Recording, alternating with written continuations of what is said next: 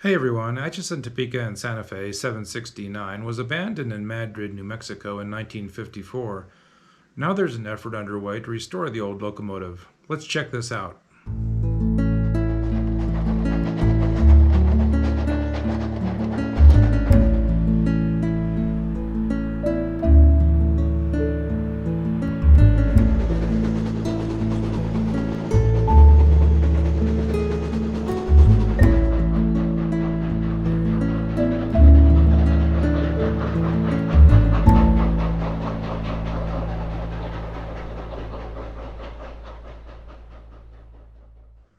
On April 2nd, 2022, we traveled to Madrid, New Mexico to speak with Lori Lindsey, who owns the Mineshaft Tavern in Madrid. 769 resides on her property right next to the engine house where it was left in 1954. We had a conversation with her about restoring the old locomotive, and I recorded it with her permission. This has been here since 1950, I guess. Longer than that. I mean, abandoned. I think abandoned is a strong word. It wasn't really abandoned. It was just that it was, they wanted to, they sold the rails. Before that, they sold this because ATSF had abandoned it. But it was working, and they sold it, and it actually worked in the mines. It was working for the mine. For the mines. Yeah. So it was going back and forth from Waldo to Madrid. Right. And back and forth and back and forth. It was just a workhorse, machine. I'm sure they had to, it was already old when they got it. They got it in the 40s. Yeah. And so it wasn't that they had it forever, and it, from 1901 to, that didn't happen. But it was made in 1901, and Right. It was a Richmond steam engine. And but yeah, they acquired it and left it there and parked it there, but inside the building. Oh, really? I have a picture of. Well, I have a picture of it inside the building. So it looks like it had already been, the ghost town days. So I'm pretty sure it was inside the building, and then they pulled it back. Just to use the building for something else. Well, it was a theater, and it still is. That is the engine house right here. Oh, really? Okay. So it's where the train would come in to get serviced. Okay. And so they're still there. And then, so they pulled it out, and then they built this little end piece in this building around the train. So they did melodrama for years, and then it was great because when they had the damsel in distress on the tracks, the train's right there with the light shining into the theater. So we've used it a lot. It's been a lot of fun. So, right now we're working on moving it, and I'm sure people will be, certain people will be like, oh my God, they're moving the train. It's so awful. It's like, why are things changing? Yeah. It's like the train, so the train can get some love and some needed attention and repair, Well, yeah. It's too valuable to let it degrade further, and I agree. Yeah. and it's So where would it be when they restore it?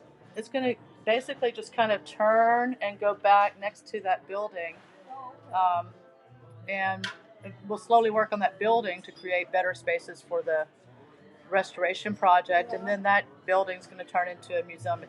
That's going to be the museum eventually. Yeah. But the building needs work, the train needs work, so it's kind of what I'm setting aside. Yeah. That's a huge project. So how did you decide to do that? Just because it needs to be done? Basically since I purchased this property, I've wanted to move the train. The reason is that right behind it is a 4,500 square foot building. Oh. And it's one of my favorite buildings on the property. Oh. And we don't use it very much. And so my feeling is that if the train was not right there, so basically, then you have that building there, and we're working on making that into a brewery. Oh. So it's going to be a brewery, and then you're going to watch the train being restored. Wow. So people will get into that. It'll have its own thing. So you mentioned It's yesterday, a win-win. or the other day when I talked to you, that Santa Fe probably still has the easements between here and Waldo to let the Well, track. I don't. I'm not a real estate attorney, but I wasn't able to find that the easement was abated in the land sale. Oh, okay. It wasn't specifically designated as and some other things were retained. So as rights. So really not sure, but that would have to be under discussion. But um, it's a possibility that those easements were not properly abated, and that the state owns the ATSF easements. And again, I'm simplifying it, I'm sure. But if that's the case, then the state might be able to decide they want to build a small heritage rail from here back to Cerrillos or Waldo and join the other line and have maybe a little train station there, maybe a little brewery or something. That would be, that would be really cool. Out in the middle of nowhere, and then all the other trains could stop there. It'd be so good for Cerrillos. It'd be good for Cerrillos. The town would benefit by having people, coming in and shopping and then getting back on the train and going back. Well, we both grew up in Albuquerque, and so inevitably you come up through Madrid, and I definitely remember seeing this locomotive sitting there back when I was a kid. Yeah. So it's really good to see something happening with it that's going to be right. positive. Well, so the house that we have was owned by John Hustler, who lives in Albuquerque, his family, and he has a great picture of his brother and the trains, and so seeing the kids in the train and seeing it running. I've seen a lot of pictures of the 769 running, and it would be very exciting to have a steam engine going through the center of town like here. Nothing better. So some people wouldn't like it, some people would love it, but Mike Wright, who has the land at the end of town, I think he'd be fine having the train station there. That's where it used to terminate. Very artistic back in the mining era.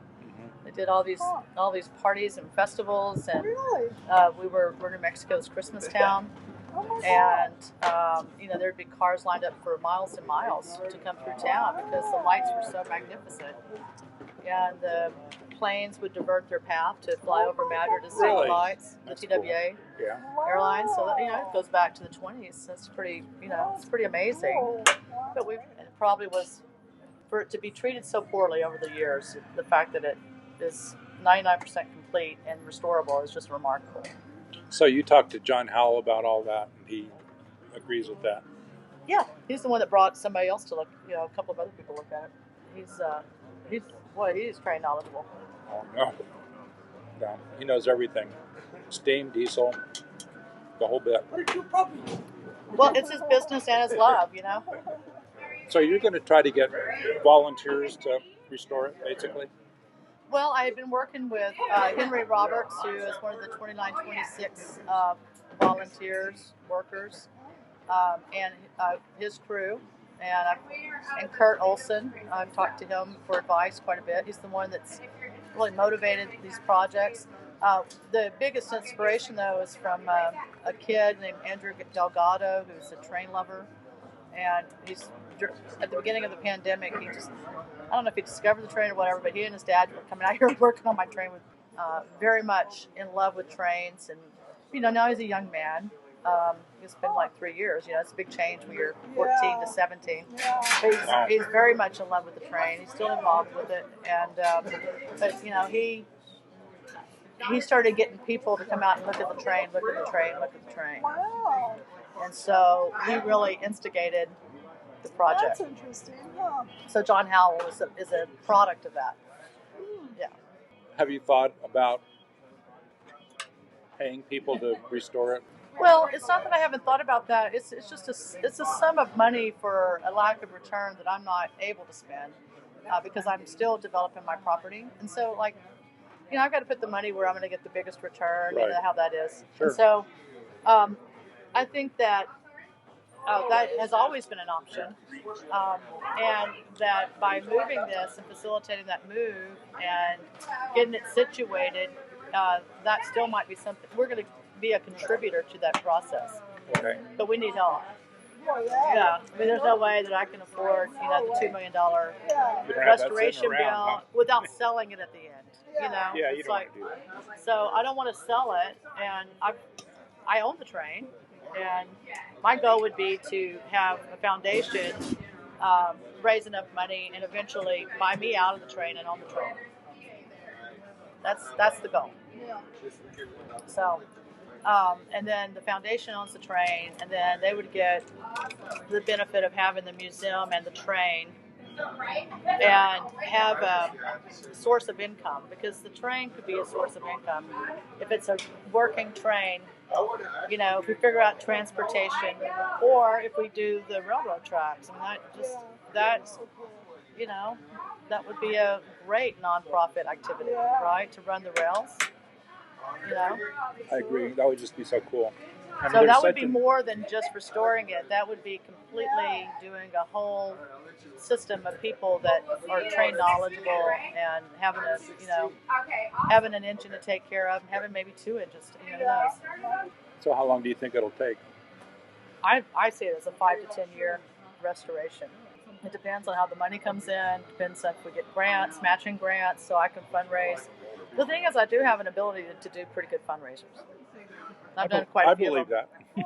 So once we get it moved and we get it situated, we'll be able to, the brewery gets open. We'll be able to have big fundraisers here. You're looking at the train. Maybe, we'll fire up the train for people once we get able to do that. We'll start lobbying regarding the rail to see if there's any, or trying to find out if that's a possibility to even, look at that as an option. There's going to be a few people that are upset because they actually, have built into the easement, or they've, so there's just a few situations like that. So.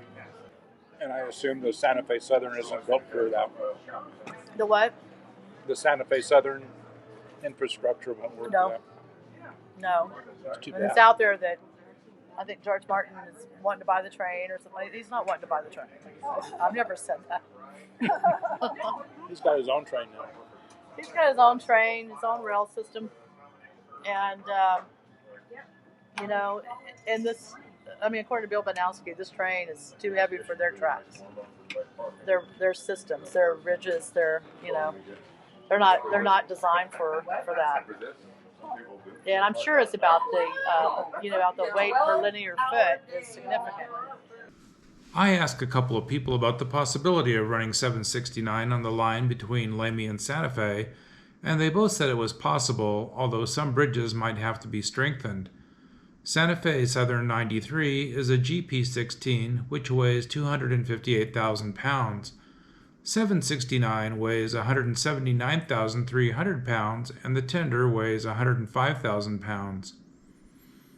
The Santa Fe Railroad used GP35s between Lamy and Santa Fe to move freight, and those weighed 260,000 pounds.